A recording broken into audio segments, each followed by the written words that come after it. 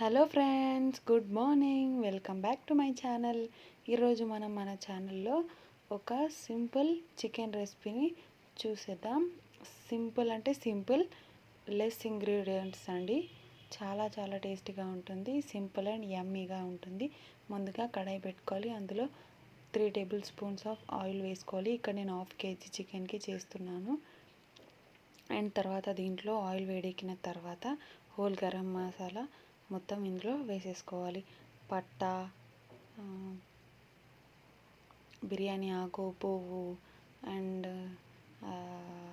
ఇలైచి, లవంగ, దాల్చిన ఇవన్నీ వేసేసుకొని కొద్దిగా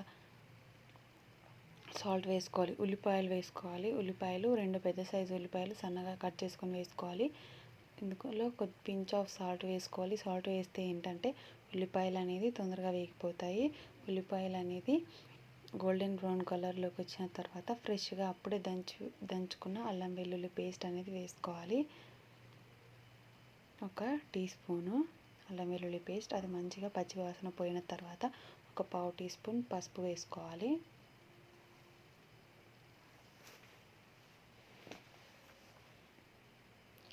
పావు టీ స్పూన్ పసుపు, అది కూడా మంచిగా ఆయిల్లో కలిసిపోవాలి. పసుపు మంచిగా కలుపుకోవాలి.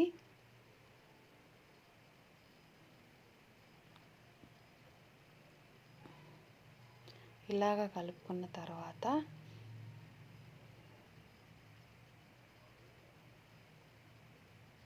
ఇక్కడ నేను 1/2 kg చికెన్ తీసుకున్నాను. అది ముందుగానే వాష్ చేసి పెట్టుకున్నాను. వాష్ చేసుకున్న తర్వాత దీన్ని ఏంటంటే ఒక బౌల్లో వేసుకొని వాటర్లో సాల్ట్ వేసి నానబెట్టుకోవాలి. ఒక 5 నిమిషాలు 10 నిమిషాల ముందు మనం సాల్ట్ వాటర్లో కనుక దీన్ని నానబెట్టుకున్నట్టయితే చికెన్ అనేది సాఫ్ట్గా ఉంటుంది, సాఫ్ట్గా వస్తుంది అండ్ టేస్టీగా కూడా ఉంటుంది. గట్టిగా అయిపోకుండా సాఫ్ట్గా ఉంటుంది చికెన్ అనేది, పీసెస్ అనేవి. అలాగా చేసుకోండి. ఇప్పుడు ఈ చికెన్ని వాటర్లో నుంచి తీసుకొని డైరెక్ట్గా కర్రీలో వేసేసుకోవడమే. కర్రీలో వేసేసుకున్న తర్వాత మంచిగా మిక్స్ చేసుకోవాలి. ఆ చికెన్ అనేది ఈవెన్గా కుక్ అవ్వాలి. మంచిగా మిక్స్ చేసుకోవాలి. ఇప్పుడు మిక్స్ చేసుకున్న తర్వాత ఒక 5 నుండి 10 నిమిషాలు మూత పెట్టుకొని ఉంచుకోవాలి.